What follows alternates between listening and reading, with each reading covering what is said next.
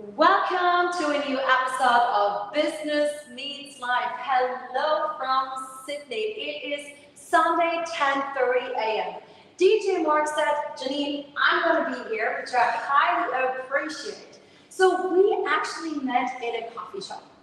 Met this amazing guy, and once I started to actually do some research about his background in music, listen to his songs, his productions, I was like, wow, those are two different kind of people. Now, DJ Morgs, tell us a little bit of who were you a couple of years ago and how has your life turned, or who are you nowadays? I think I'm still the same person. Are you? I mean, we met across the road from here, which is funny. And I don't know, I don't think I've intentionally changed who I am, but I mean, I'm older. I'm not a young party animal anymore. I'm a dad and hopefully a bit more responsible with my choices than I was when I was younger. Thanks for sharing. So we can already see he is very, very humble.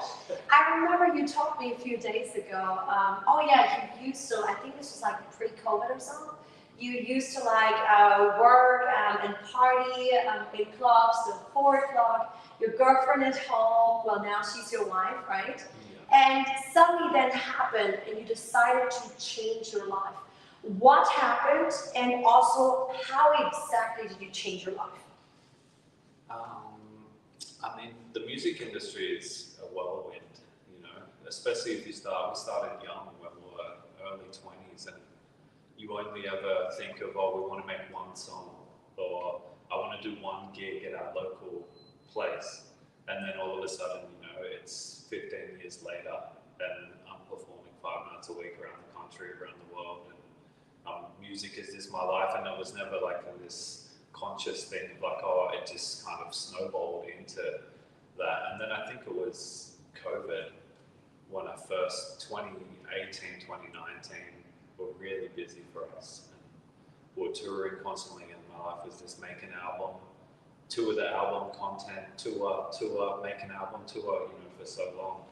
That when 2020 hit, I think it was the first time that I was like forced to be at home for more than one weekend. And did you get anxious or was it, how did you feel? Because lots of people cope with it in a different way. Yeah, I think I just immediately started to look around and realized I had a really great family where I missed a lot of family things being away so much. And my partner was amazing and she wasn't getting the attention she probably deserved because literally every weekend, you know, I'm away. So, I mean, it was a forced break. And also, I never really liked drinking, but part of DJing in clubs or performing, free alcohol is everywhere. A lot of venues and gigs are sponsored by alcohol companies, and free alcohol is just, the people are pushing it on you, you know? Mm-hmm. So I didn't really realize, but I was probably drinking a lot more than I wanted to. And so I decided that I just wasn't going to, I don't drink when I'm at home and I'm not out. And I was like, okay, well, maybe I just won't drink it if I go back to doing shows. I guess it was this COVID kind of a forced. Otherwise, I'd probably still be snowballing into this life, which wasn't necessarily a bad thing. I don't feel like I was an alcoholic or anything, but it was just part of this cycle that was happening. Interesting. Now, how old is your daughter? She's 9 months. 9 months, and also you're married, so that is beautiful. All since COVID, I've grown up a lot. I'm a big boy now. Good job. So COVID has brought some good changes to at least some of the people, right?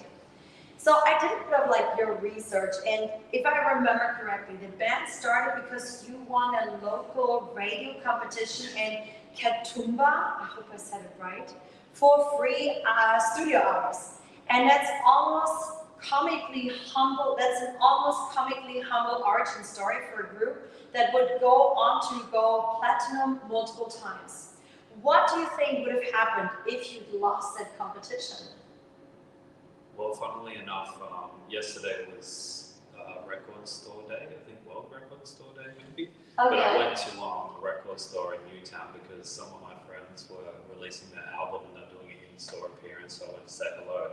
But it was actually their dad's studio up in the Blue Mountains. So if we had a voice potential, I just would have asked us if we could use the studio for a few hours, and we could have got in there. But you know, who knows? It was just one of those things where we're all kind of like doing music together, and it was fun. And then it was kind of like, to get some free studio hours, you have to finish a song. So that was kind of like why it was pinnacle, I think, is because we had to like not just do it for fun for the first time, and kind of like finish something.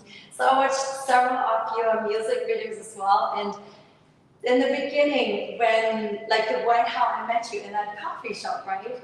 And I kind of put you into like the hip hop branch. And what I think of hip hop, because I like hip hop, and I'm very like, I talk about like the Cardi B, Nicki Minaj kind of hip hop. That's kind of like the hip hop of old school that I know. So I started to listen to Smiles Don't Lie. I've even seen a video about you with a huge orchestra. I listened to a couple of videos like where I could see you very quickly in a music video, or just like always like in the background a little bit. Very interesting. And I really said, I think you have a new fan. Definitely. So you told me you're a producer and you're a DJ. Now the ancient room of fundamentals. But Tuka and Jeswan are the voices people see and hear front and center. After 20 years, does the invisibility of being the guy behind it all ever sting? Or is it then exactly where you want to be?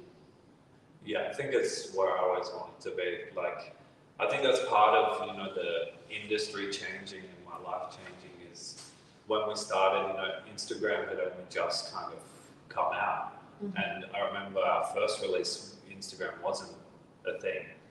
You know, so we were going around putting stickers up around town and putting posters up for gigs and going out at midnight and doing those sorts of things. But now, you know, people don't do that. Everything is online.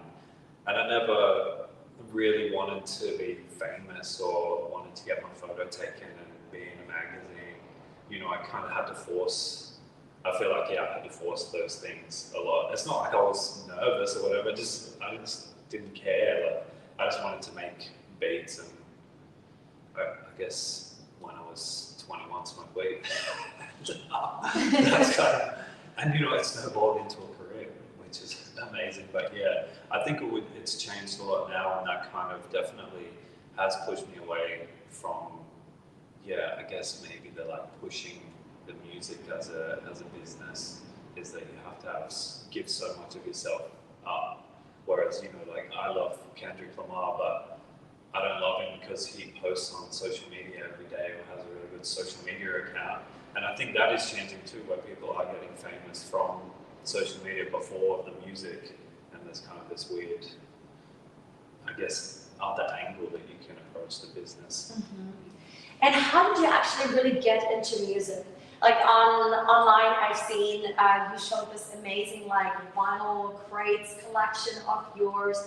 You told me that even it kind of like transformed from the beginning being more on the drums, but then like in Sydney apparently you couldn't really do it, or you couldn't be that loud anymore, and then more the keys. I mean, you're a DJ, you're a producer. What was this journey? How did it start? How did it transform? Like your role specifically? I mean, yeah, when the band first started, there were actually 4 of us, and it was kind of like 2 vocalists and 2 producer DJs. And he was my best friend, and we were like, whoa, best friends. And but me and another DJ, we just kind of got into like scratch DJing, which is like technical trick DJing. And that was kind of what we wanted to do, was just like, we make beats and then live we scratch, which is kind of like pretty, people aren't really doing it as much these days, but you know, then it was huge. DMC, like championships, the DJ championships was a huge, well, maybe to me, maybe not to everyone, but to me it was a huge thing, and numbers were a lot bigger. And you've participated in those ones as well? Yeah, I have, yeah, back in the day, and I've even judged one in Sydney later on, and wow. Yeah, but I think that's kind of how it happened, and then we got into wanting to make beats, and then we had like drum machines and started like that, and then I had, you know, you start collecting instruments, and I had a drum kit, and the first album I was playing drum kits. I think that we had, compared to this setup you've got here with 5 cameras, I had 1 microphone that was on a stand, but only had 1 stand, so the other microphone I had under my arm, and I had a blanket over me to contain the sound, and literally in our first album, that's how the drums were recorded in the corner of a room. Interesting. And then, later on, obviously, in studios. But yeah, it started off just like kind of simple and snowballed into wanting to learn drums and then, needing to know how chords work, music works, and then kind of a lot of it is self-taught, really. Mm-hmm. That's impressive. So do you have your own studio then, or do you like? We've been through a lot. We had our own studio in Redfern, and then we had another one in Glebe that we shared with another band called Hermitude, and then actually around the corner here there was Sony Studio that we worked out of, and we signed to Universal. I used to work at up the road at the Universal Studio, but at the moment I'm working, just in the spare room at my house. Mm. But a lot of the time also, I had a spare room in a place that I lived at in Newtown, and that was kind of the hub, and everyone would come over to my place, and that's where we would make music. That always it felt more comfortable. The big studio glossy vibe is cool for photos, and it looks cool, but Right. it's not always the most comfortable, and sometimes you're on the clock, whereas when we're at my house, Mm-hmm. someone can be making lunch, and someone's watching the basketball, and we're hanging out, and it's comfortable. That worked for us. Sounds like a lot of fun at the same time. Yeah. Everyone we know hit rank 2 on the area charts. Most artists would frame it as a huge win. But number 2 means someone else was number 1. Did that land as a celebration, or did part of you spend time thinking about the one spot you missed? I think it was so we can remember hit number 2 as well, maybe, which was the first big kind of album that we had. And that's the one I remember more, because I think it was Frozen had just come out, which is now still probably I've in seen the it. charts. Yeah. But it was huge for kids, and a huge movie, and the songs are amazing. And I think it was Michael Bublé had released something. So I remember at the time we were posting, this is early days of Instagram, 2014 maybe. But I remember we were poking a lot of fun at Michael Bublé and Frozen online, and we kind of made a campaign to try and beat them. But these are huge international superstar money machines, so I never felt like everything was a win. And all I ever wanted to do was just make music, so everything that happened felt, like unbelievable. Wow. Yeah. Impressive. For Evolution was almost entirely produced by you solo, and critics praised the range you showed across it. What does it feel like to produce an album that the world hears through someone else's voice? Is there a version of that album in your head, for example, that sounds different from what ended up on record? I haven't gone back and listened to it for a long time. You get so close to it, and all day, every day, you're obsessing over it, and then once it's done, unless you're performing those songs live, it kind of lives in another place. But I did use a lot of samples in those early days, and I was, like you were talking with all the vinyl, I was digging a lot, which is going to random record stores and finding things and collecting sounds. And my goal kind of for that record was to make everything from something else. That's repurposing old music and little sound bites and whatever I could. And so I guess it was a personal kind of goal of mine that kind of felt really good afterwards, and I let that go. Yeah. So you're about to go on a tour, right? Yeah. The next 2 weeks. Tell us about the tour, and where can I actually come and listen to your music live? We've got a few festivals coming up. This is another thing, we're trying to transition your life, and we kind of want to say no to a lot of things. And even this tour, I was like, do I want to go back out there? And I want to be at home with my baby and my wife and do a couple of days at the cafe and kind of simplify things a little bit. But then one good opportunity comes up, and you've got a team of people telling you should take it. And then, as always, the whole career has been kind of just snowballed into us being out there for the next few months. But we worked the regions, regional towns, for a long time. We did a 50-something date tour that was all regional in 2017 or 2018. And we've always gone to the regions, so they've been they're still really good to us, and we get good numbers, and the venues remember and they want to get you back. So a lot of it, we're not doing any major cities on this run. It's mostly regional. We go like Sunshine Coast, Gold Coast, far north Queensland. I think there is one festival in Sydney, which is at Sydney Showgrounds in a couple of weeks. Okay. But yeah, we're keeping it pretty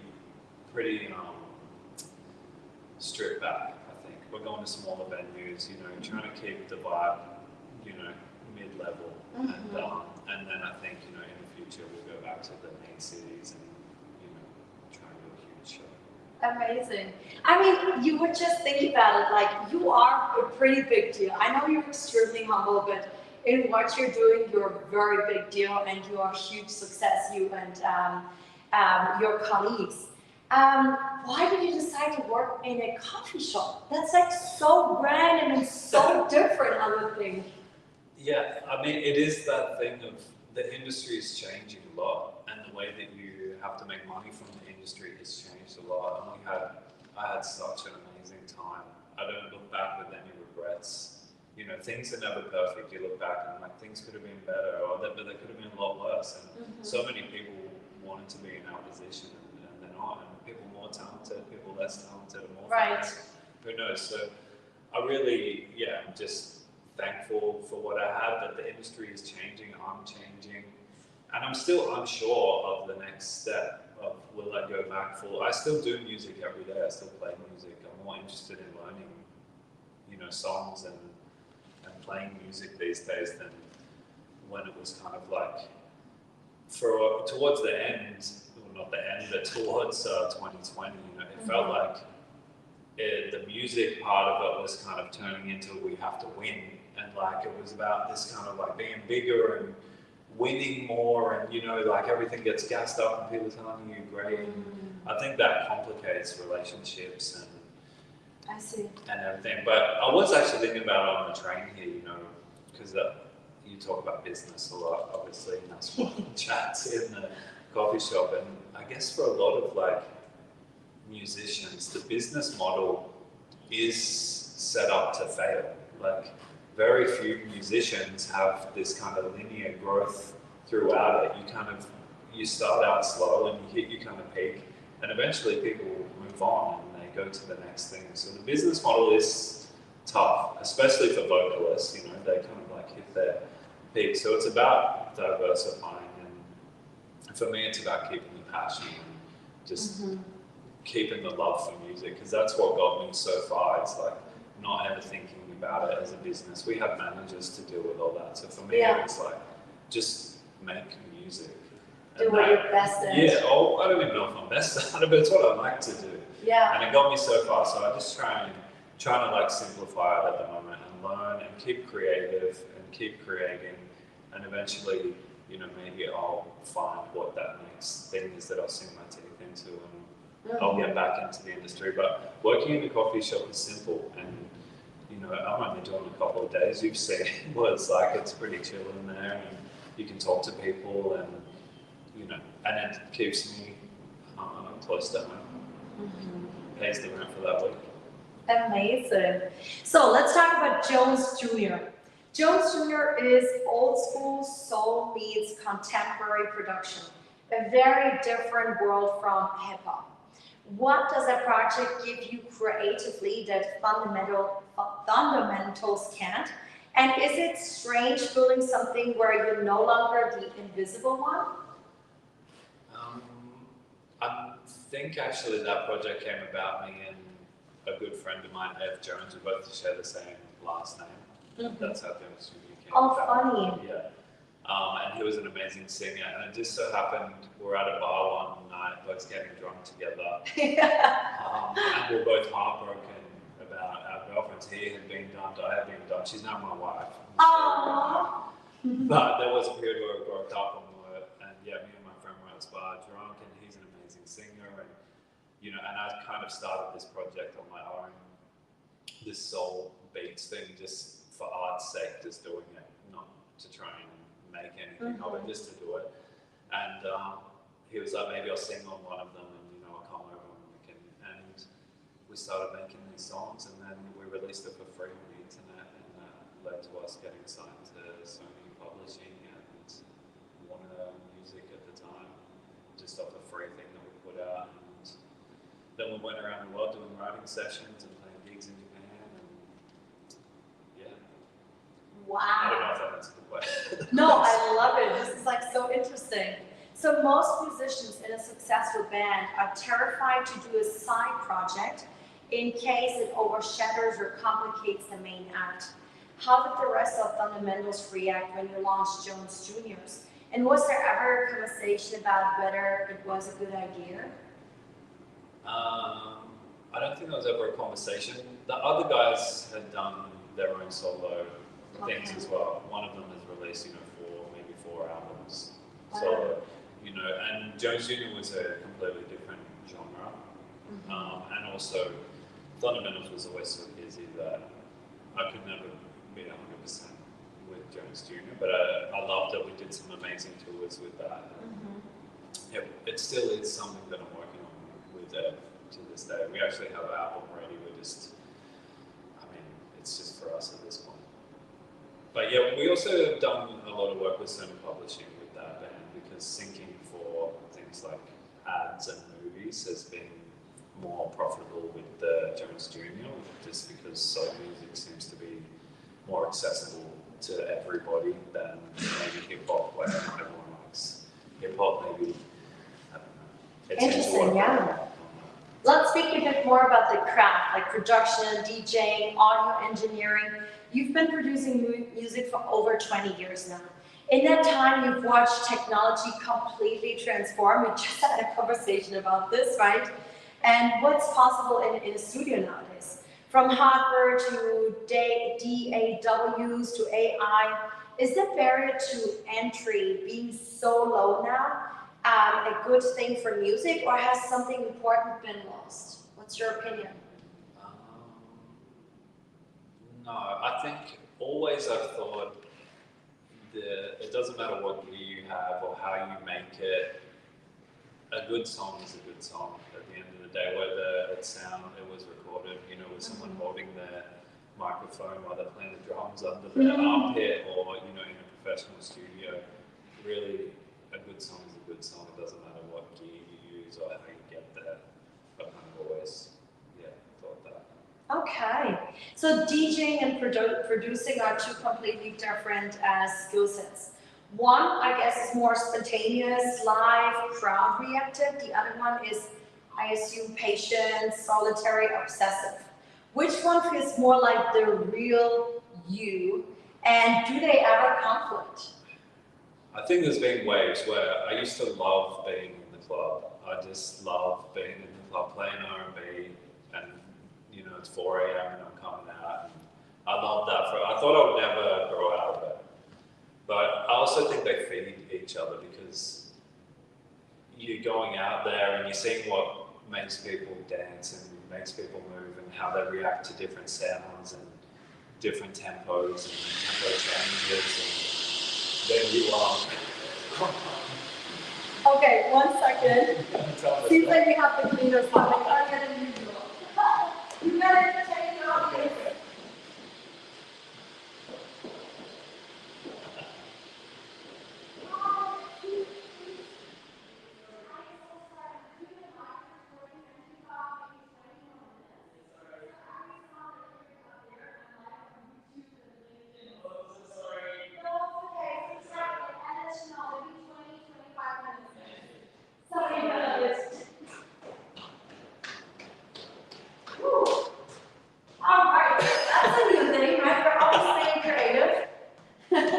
Always something new happening, but that's how we're doing it live, right? So sorry, I think I was saying DJing and producing how, are two different. What's the real you?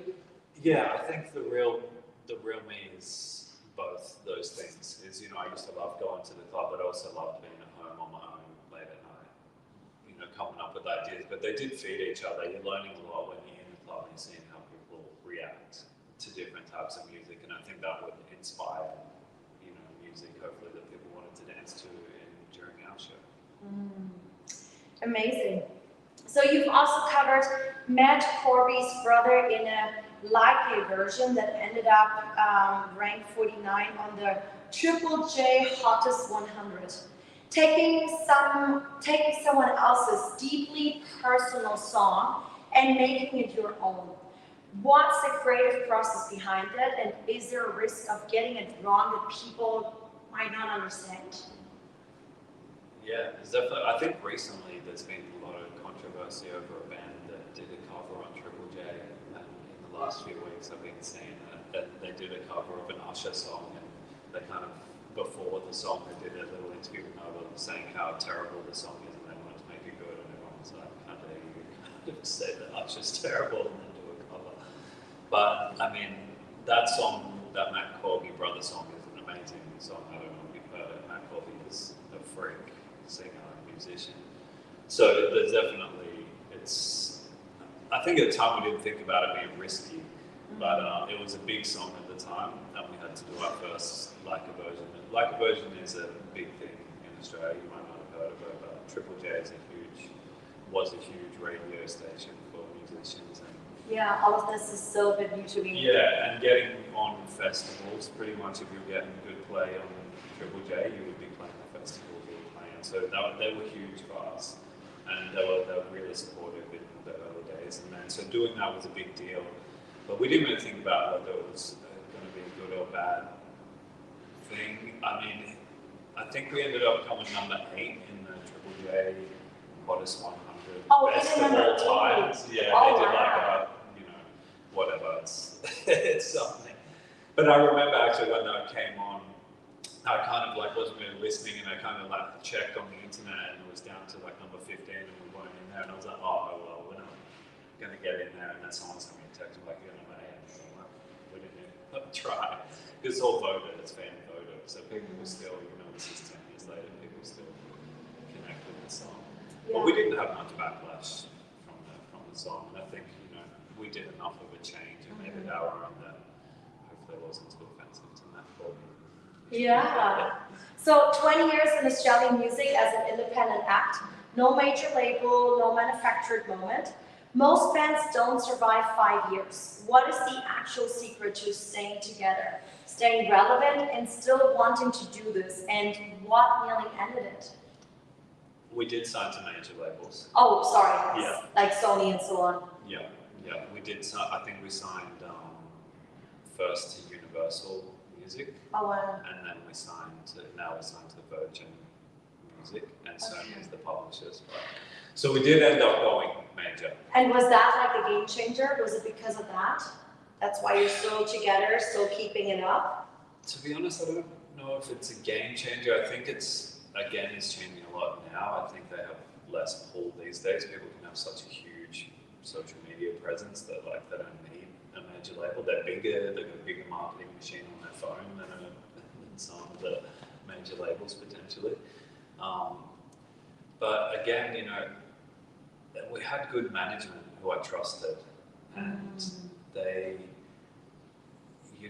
convince you, or they tell you that it's a good thing to do, and I want to be at home making beats, and I'm trusting them to tell me, to give me the right advice. That's why you should be paying them and trusting them, right?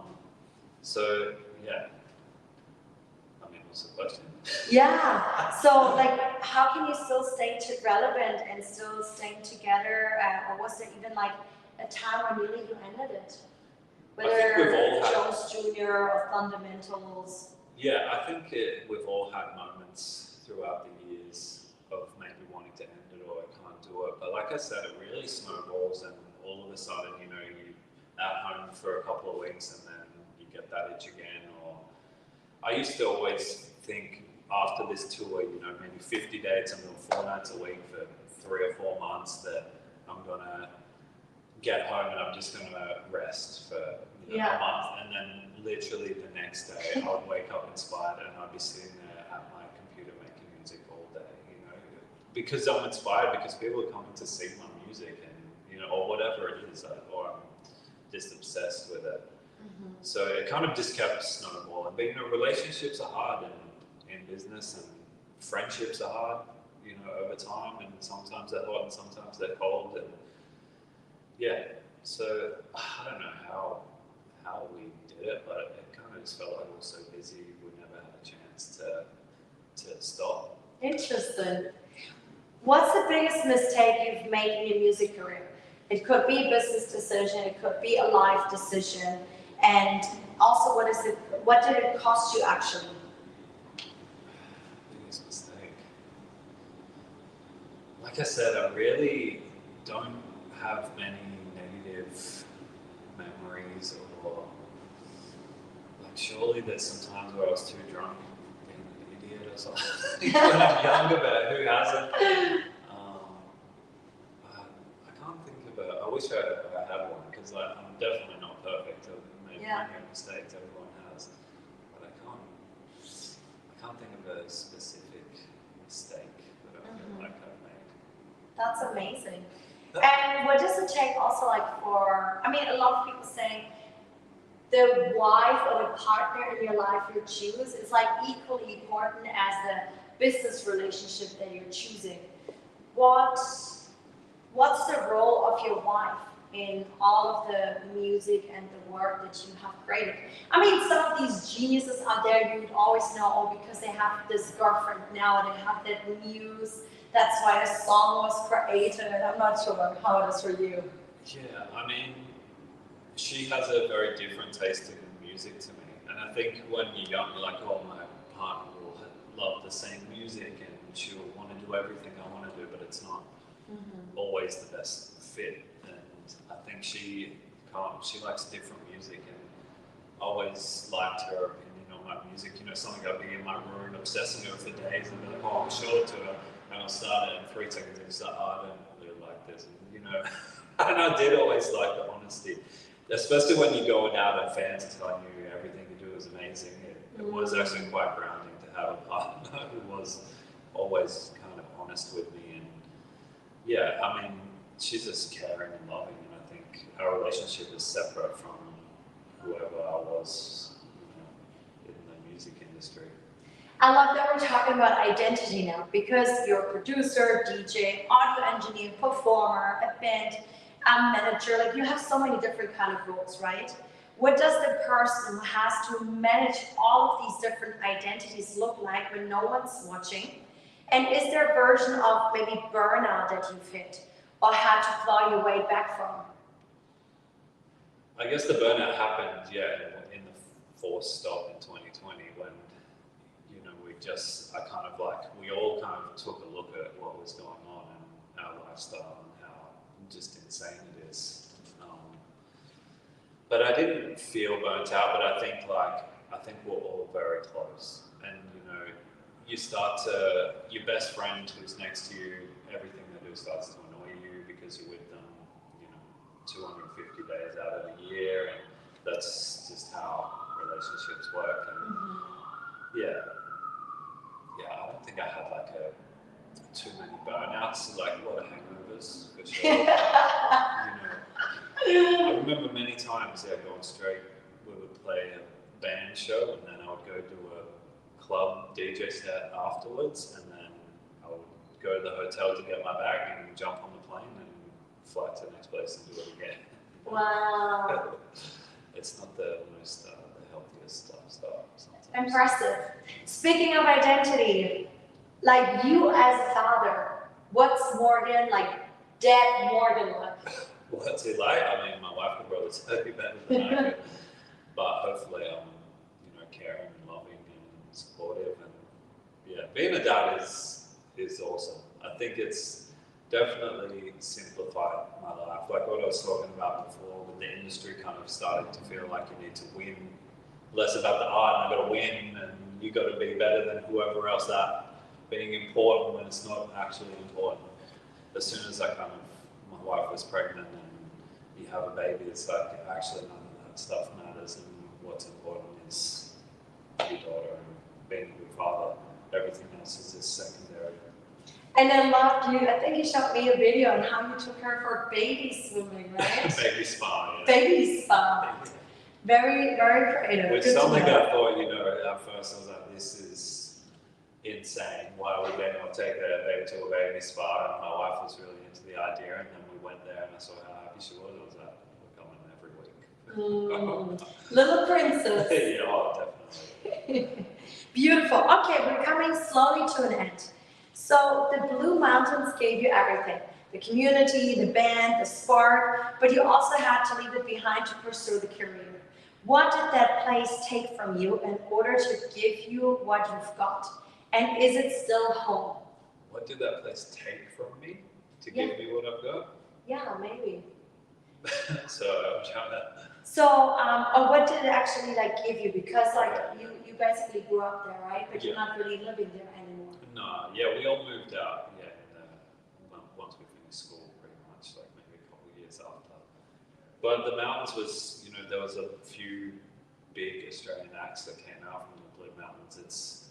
There's not a whole lot to do up there, so kind of you find something creative, or you like rock climbing, and that's kind of your choices. So I think it was really, and there was a few studios, like I said, my friend's dad had a big studio up there, and there was a venue up there that was owned by a local guy, and they had a stage and they would let us perform there. So everyone kind of got to cut their teeth up there and perform to your friends and family, and it was kind of like a nice easing into it. It wasn't like maybe it is in the city where it's competitive to get on a stage, and when you do, there's pressure. We could book a Wednesday night and it's just up the road, and we could have 50 friends there and feel comfortable, kind of like getting used to performing if it's not natural for you. Yeah. So I think it gave us there was just a good community of musicians up there, and everyone was very supportive of each other. There wasn't like a huge competitive edge like we kind of felt once we get to Sydney. Everyone was kind of like family and helped each other, and that's beautiful. I've not been to the Blue Mountains yet. It's still on my list. It's close. And last two questions. Then I'm going to let you go. I know Sunday the family is waiting. How do you envision your life in the next, 2 to 5 years? Life and work. Like I said, I never have looked forward, and maybe it's not a good thing, but I don't have like this goal of like I need to do this. And I am in a transitioning phase where right now I'm doing a couple of days at a cafe while I figure out what I will do next. But hopefully it is similar, and hopefully I'm still just loving music, and I'm getting to spend lots of time with my family, and I think simple things for me are working. Beautiful. Last question. What would be your advice for all these creatives, those musicians out there who want to get started, who basically want to be like you? I mean, maybe it's the same for all business, but it never really felt like a job or I was trying to make money. I was just passionate about music, and I was obsessed with it. So it was just about doing it, really. I mean, it sounds maybe stupid, but like all I ever did was just keep creating and keep making music, and that kind of worked for my career. I think everyone has their own lane in music, and a music career is harder and harder these days, and I think it's exceptionally hard these days. So we're kind of at the tail end of still selling CDs and trying to make money. Now it's all streaming, and I think if you love it, that should work out. I don't know. Is the question how do you make money out of music, or is it how do you have a good life? Could be anything. I think knowing that you're passionate about it and just keeping on doing it should work out. Amazing. Thank you so much for your time. Guys, if you loved today's episode with DJ Morgs, then please start following him and his band and his projects online as well. Subscribe to Business Meets Life. We have lots of interesting people, a lot of diversity, different countries, different industry backgrounds. I hope to see you tomorrow with Rosa Romeo. She's running a restaurant here in Sydney, but she has some very interesting stories to tell also about pilgrimage.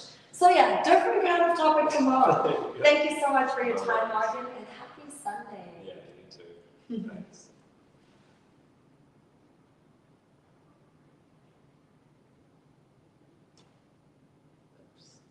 Wait, that's a wrong button. You And need your session. glasses. I need my glasses, like, right?